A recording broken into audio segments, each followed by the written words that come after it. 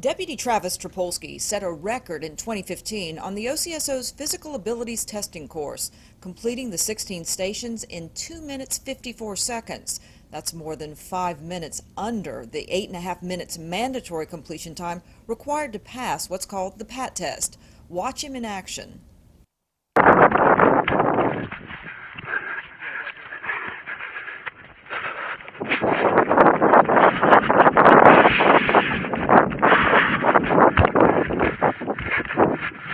Quiet, please. We're in the presence of greatness right here.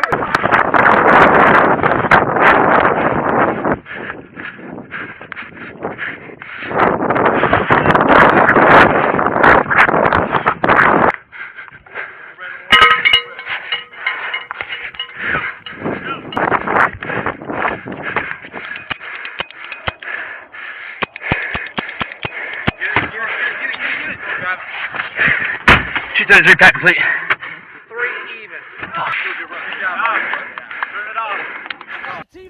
This effort comes in at exactly 3 minutes, 6 seconds over his prior record-setting performance. A former Marine, Deputy Trapolsky says physical fitness is a critical component of his law enforcement career as well. I would say it's the single most important thing. Being physically fit.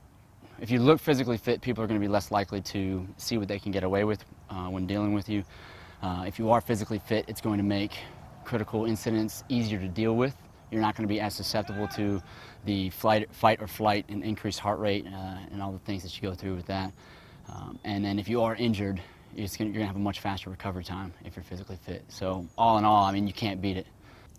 Since Sheriff Larry Ashley first implemented mandatory physical fitness abilities testing in 2011, the agency's sworn officers have been getting faster, stronger, and fitter.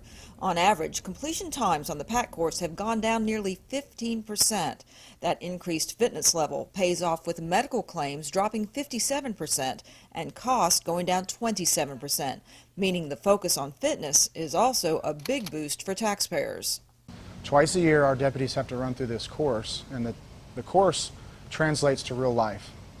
You never know whether you could be sitting for 4 hours and then have to go on a chase. You could be walking around a building, for an hour and then have to go lift something heavy. So there's a variety of things you encounter, and you never know when you have to do that. So the PAT course, what it does is it combines running, lifting, climbing, getting down on the ground and getting back up, balance, agility. There's evidence of that on a routine basis as deputies are called upon to chase fleeing suspects. White male maroon shirt, gray shorts. Sheriff's officer, get on the ground! Where's the dealer? Back up here on Santa Rosa. These are your hands! Do it now! You're gonna get tagged!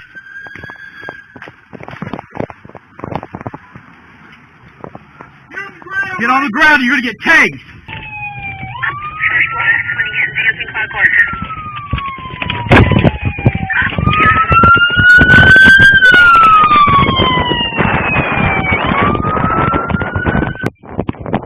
Going upstairs!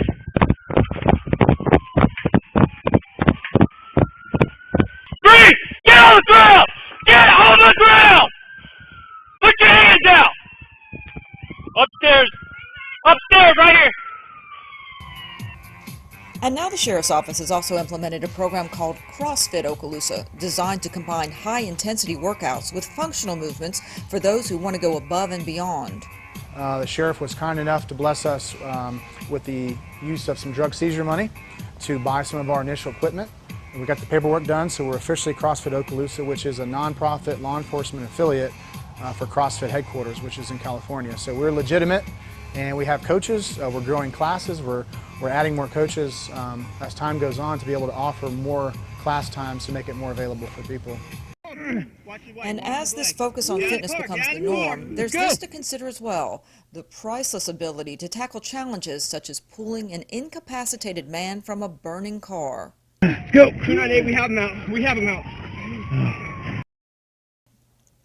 In law enforcement, having physically fit deputies on the streets can be the difference between life and death in a critical situation.